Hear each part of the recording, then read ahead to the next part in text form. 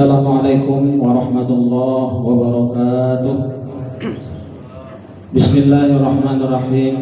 Alhamdulillahirabbil alamin. Wa bihi nasta'in 'ala umuri dunya waddin. Wassalatu wassalamu ala asyrafil anbiya'i wal mursalin sayyidina maulana Muhammadin wa ala alihi wa ashabihi ajma'in. Subhanaka la ilma lana illa ma 'allamtana innaka antal alimul hakim. Wa tub 'alaina innaka antat tawwabur rahim. Wa la haula wa la quwwata illa billahil 'aliyyil 'azim. Rabbi shrah li sadri wa yassir li amri wa hlul 'uqdatam min lisani yafqahu qawli, amma ba'du. Hadirin jamaah Maulid Rasul sallallahu alaihi wasallam yang dimuliakan Allah. Pertama-tama terlebih dahulu marilah kita sama-sama memanjatkan puji dan syukur kita kehadirat Allah Subhanahu wa taala, karena dengan limpahan rahmat, karunia, taufik dan hidayahnya jualah di malam hari ini kita dapat berkumpul bersilaturahmi dalam rangka sama-sama kita bersolawat kepada Nabi kita Muhammad SAW. Walaupun hari hujan, ya kita tetap bisa karena rasa cinta kita kepada Nabi besar Muhammad SAW. Amin. Kemudian sholawat serta salam semoga senantiasa tercurah pada uswatun hasanah junjungan kita Nabi besar Muhammad SAW, pada keluarga beliau, sahabat beliau, dan orang-orang yang senantiasa mengikuti langkah beliau. Dan semoga kita pun termasuk golongan orang-orang yang dicintai dan mencintai beliau dan akan bersama-sama beliau nanti dalam surganya Allah Subhanahu wa taala. Amin amin ya rabbal alamin.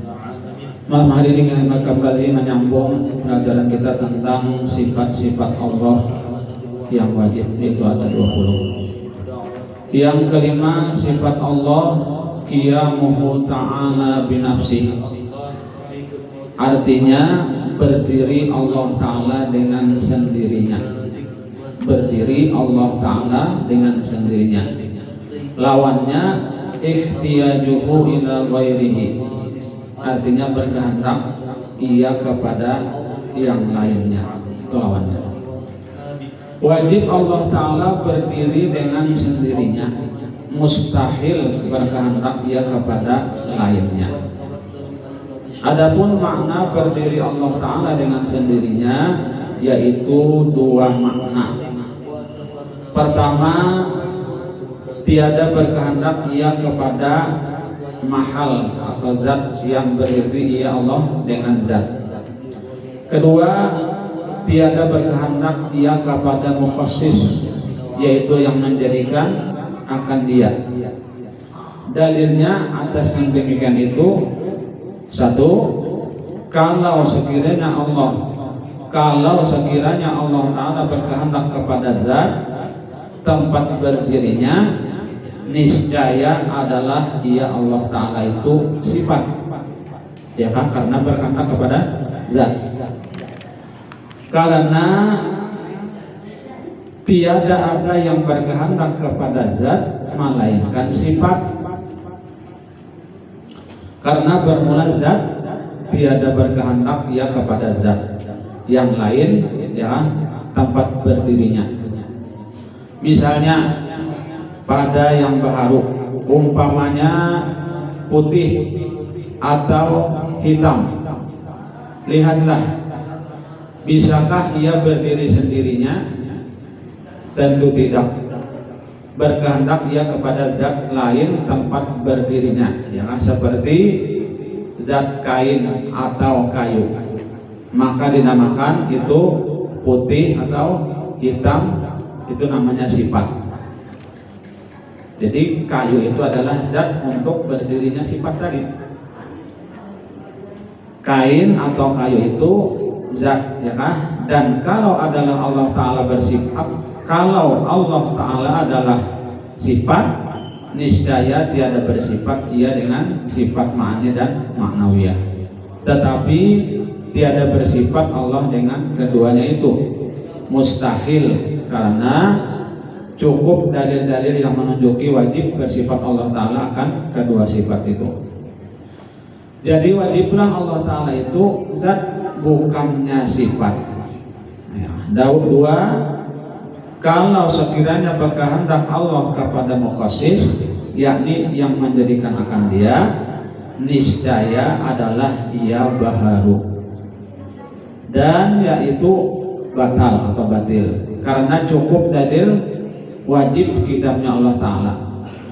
Maka wajiblah Allah Ta'ala itu berdiri dengan sendirinya, tiada berkehendak kepada yang menjadikan akan dia. Huwal ghaniyul mutlaq, yaitu ia Allah kaya semata-mata. Artinya tidak berkehendak kepada yang lain, karena orangnya kaya. Dan dalil naqli yaitu firman Allah Ta'ala, innallaha la ghaniyun 'anil 'alamin, bahwasanya Allah Ta'ala sesungguhnya kaya ia daripada sekalian alam. Nah, kemudian sifat yang keenam, al-wahdaniyatu. Wahdaniyat artinya asa, lawannya ta'addud, berbilang-bilang. Wajib Allah Ta'ala asa zatnya dan asa segala sifatnya dan asa segala perbuatannya. Mustahil berbilang zat atau sifatnya atau af'alnya atau perbuatannya tadi. Adapun makna wahdaniyat itu yaitu 3 bahagi. Pertama, asa zatnya, artinya tidak berbilang, tunggal. Kedua, asa segala sifatnya, artinya yang bersifat di alam semesta ini tidak ada lain kecuali Allah. Yang ketiga, asa segala perbuatannya, artinya apapun perbuatan di alam semesta ini tidak ada melainkan perbuatan Allah semata-mata. Adapun makna asa zatnya yaitu 2 bahagi. Satu, bahwasanya zatnya itu tiada ia bersusun daripada 2 juzuk atau lebih. Kada ada bersusun-susun ya. Yang kedua, tiada ada zatnya yang lain itu menyerupai akan zat Allah Ta'ala. Yang lain kada ada menyerupai Allah Ta'ala ya. Dan makna asa segala sifatnya yaitu 2 bahagi juga. Satu, bahwa tiada ada bagi Allah Ta'ala itu 2 sifat yang bersamaan keduanya pada makna. Nah, seperti misalnya 2 qudrat atau 2 iradat. Yang kedua, bahwa tiada ada bagi yang lainnya itu bersifat yang menyerupai sifat Allah Ta'ala.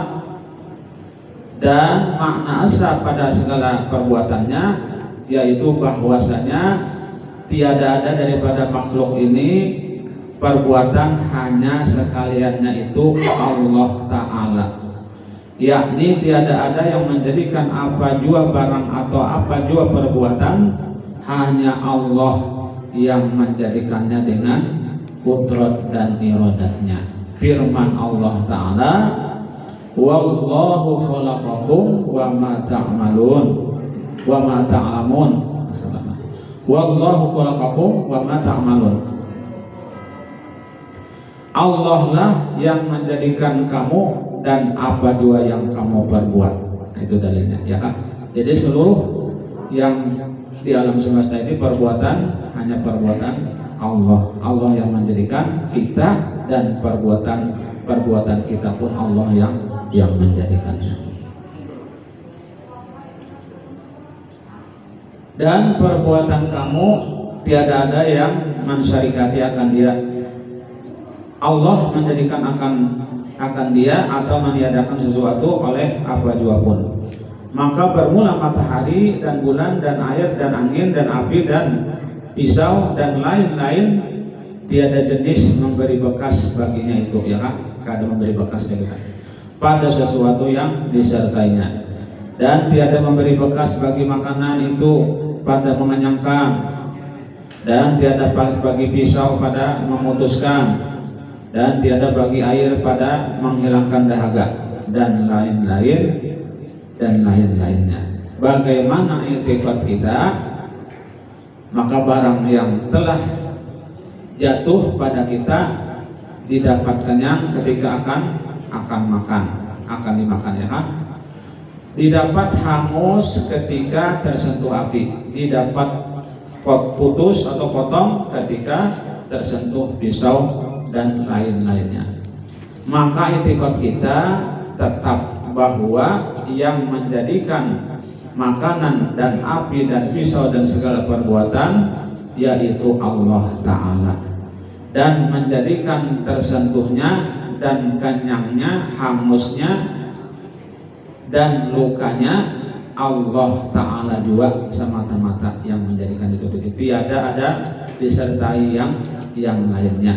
Ya kan? Kita kenyang karena kehendak Allah, kita hangus karena kehendak Allah, bukan karena api. Kita atau terluka bukan karena pisau, tapi karena kehendak Allah Ta'ala juga.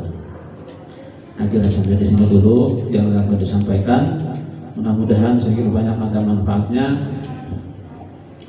dan mudah-mudahan Allah SWT mengampuni segala dosa-dosa kita, dosa ibu bapak kita, keluarga kita, jalan tetangga kaum muslimin dan muslimat, dan mudah-mudahan Allah SWT mengabulkan segala hajat kita, baik hajat dunia atau hajat akhirat, dan mudah-mudahan Allah SWT memastikan kita dalam keadaan husnul khatimah. Amin amin ya rabbal alamin. Demikian yang dapat disampaikan. Mohon maaf apabila ada kekurangan kekeliruan, salah dan hilaf, mohon maaf. Assalamualaikum warahmatullahi wabarakatuh. Alhamdulillah.